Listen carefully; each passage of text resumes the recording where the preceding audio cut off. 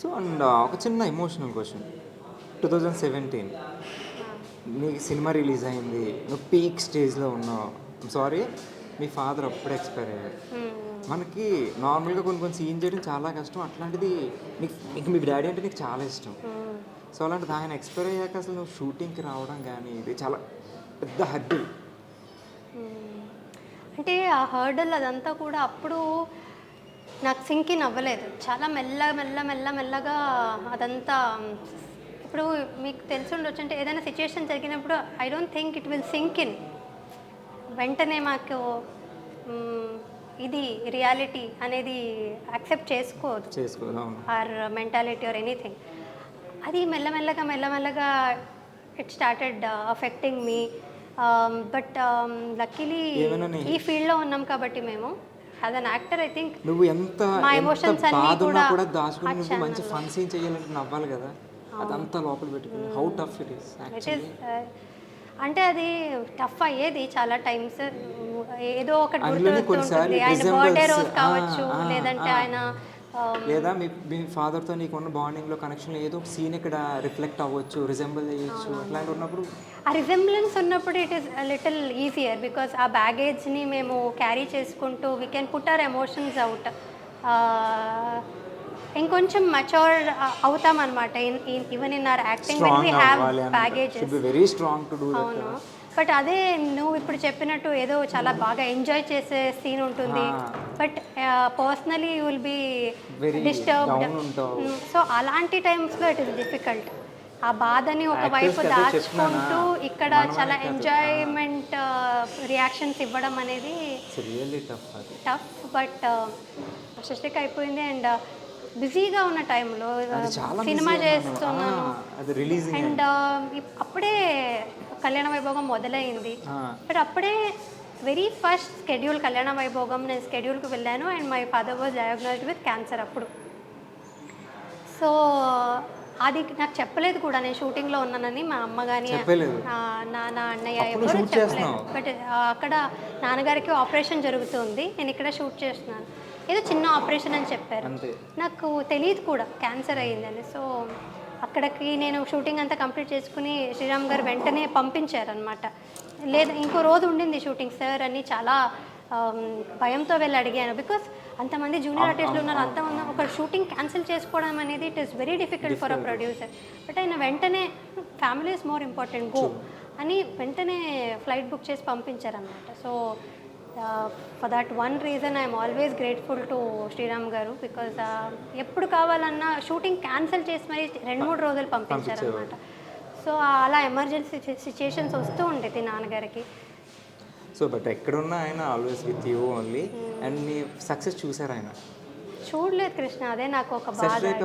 Success కదా అప్పుడు చూశారు, బట్ స్టిల్ ఆ తర్వాత కూడా ఉండుంటే ఇంకా బాగుండేదేమో.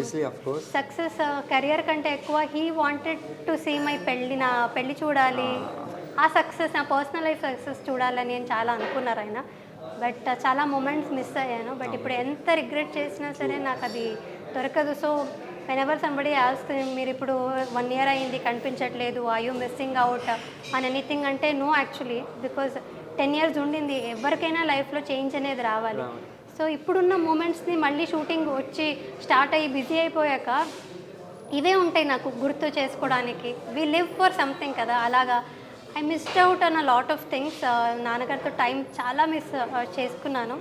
బట్ ఏం చేస్తాను, లైఫ్ వాస్ లైక్ దట్. అంతే, what ever happens life has to go on అంతే. అండ్ మీ డాడీ ఎప్పుడు నీతోనే ఉంటారు, ఎక్కడున్నా నీ సక్సెస్ చూస్తూనే ఉంటారు. అండ్ నువ్వు పెళ్లి చేసుకోవడం కూడా ఆయన ఎక్కడ చూసే ఉంటారు. నువ్వు పిల్లలతో తర్వాత ఫ్యూచర్లో he so will be very happy. Just go for that. And so ఫైనల్గా ఓకే, నాకేదిలో ఉంది, దట్స్ ఓకే. ఇప్పుడు ఇంకా ఎట్లా కెరీర్ ఇంకా ఫైనల్గా ఎటు తీసుకెళ్దాం అనుకుంటున్నావు? లేకపోతే యాక్ట్రెస్గానే ఉండిపోదామా, లేకపోతే ఎంటర్ప్రెనర్ అనుకుంటున్నావు కదా నువ్వు? అట్లా ఐ మీన్ నాకు ఒక ట్యాగ్లైన్ వెబ్సైట్ ఏదో జాయిన్ సరేమో చెప్పలేం కదా, రేపు 10 years తర్వాత మనం ఇట్లా ఉంటాం మనకు తెలియదు. So thank you for wishing me luck. అన్నీ ఎలా చేస్తాం.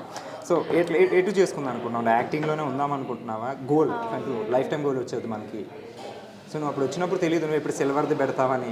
సో ఇప్పుడు నీకు తెలియదు తర్వాత 10 ఏళ్ళ తర్వాత ఏం పెడతావు. కానీ ఒక లైన్ ఉంటుంది మనకి లోపలే ఇంటర్నల్, ఒక బ్లూ ప్రింట్లా అంటే నాకు గోల్ అంటూ ఏం లేదు, జస్ట్ నాకు ఎప్పుడూ లేదు గోల్ అంటూ ఇలాగే ఇదే కావాలనేది ఎప్పుడూ లేదు నాకు. I'm going like how life takes me. నేను కొంచెం వర్కౌట్ చేస్తూ ఉండాలి, హార్డ్ వర్క్ చేస్తూ ఉండాలి, అండ్ ఇంకా ఆ క్యూరియస్ ఎలిమెంట్ అనేది ఉండాలి. I should be curious and do 100% ఏది చేసినా అనేది ఉందే తప్ప ఇదే చేయాలి అనేది లేదు. బట్ డెఫినెట్లీ చాలా ఆశలు అయితే ఉన్నాయి. I got a lot of dreams. చాలా ఆశ చాలా ఉంటాయి అసలు. నా ఆశలకి అలాంటివి కూడా ఎనీథింగ్ ఎవ్రీథింగ్ బిగ్. ఇప్పుడు సిల్వర్ సక్సెస్ అయిందంటే ఏం చెప్తాం, వందల కోట్లు అయితే కోట్లు. బట్ యాజ్ అన్ యాక్టర్ మీరు చెప్పిన గోల్ అయితే ఇంకా చాలా చాలా చాలా క్యారెక్టర్స్ చేయాలి, పెద్ద స్క్రీన్ మీద కూడా చేయాలి. ఆస్పైరింగ్ క్యారెక్టర్ ఏదైనా ఉందా ఒకటి మనం ఇదే చేయాలని? చాలా ఉంది, చాలా చాలా ఉంది. బట్ ఎప్పుడు వస్తుందో అదంతా అవకాశం. మహానటి ఒకటి చేస్తావు కదా నువ్వు, అది చాలా ఇంపార్టెంట్. చాలా మంది అది అనుకుంటారు తెలుసు ఇట్లాంటి రోల్ చేయాలని. నువ్వు చేస్తావు, గెటప్ వేస్తావు. సావిత్రి గారు గెటప్ వేయడం అనేది not a normal thing. Beautiful wonderful actors. So అదంతా చేసి ఇంకా చాలా అలాంటివి చాలా చాలా చేస్తూ ఉండాలి. ప్రస్తుతానికైతే పర్సనల్ లైఫ్ ఎంజాయ్ చేస్తుందా. ఫర్ ప్రెజెంట్ బ్రేక్ తీసుకుని పర్సనల్ లైఫ్ ఎంజాయ్ చేస్తున్నావు, తొందరలో మళ్ళీ స్క్రీన్ మీద కనబడబోతున్నావు. And for that I wish you all the very best. And lastly ఏంటంటే any tips for newcomers? ఇప్పుడు వచ్చే వాళ్ళకి నువ్వు 10 ఏళ్ల క్రితం మన జనరేషన్ కాబట్టి 90s కిడ్స్ కాబట్టి 20 కిడ్స్కి ఏమైనా సలహాలు ఉన్నాయా? అంటే రిగార్డింగ్ యాక్టింగ్ అనే కాదు, జనరల్గా యాజ్ ఎ హ్యూమన్ బీయింగ్ కూడా మనం we can give more tips. వాళ్ళ నుంచి మేము సలహాలు తీసుకోలేము కృష్ణ, మేమేమి ఇస్తాం వాళ్ళకి. తీసుకుంటున్నాం తెలుసా, వాళ్ళు చాలా నెక్స్ట్ జెన్సీస్ కదా.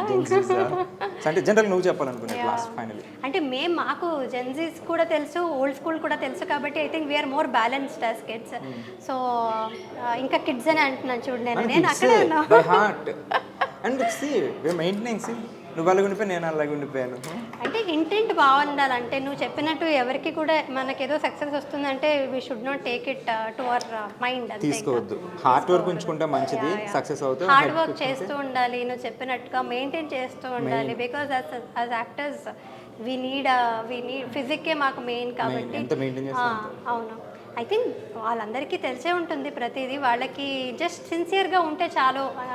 సిన్సియరిటీ, పంక్చువాలిటీ, డెడికేటెడ్ ఉండాలి, ఫిట్ ఉండాలి, బ్యూటిఫుల్ మెయింటైన్ చేయాలి, అందరితో మంచిగా ఉండాలి,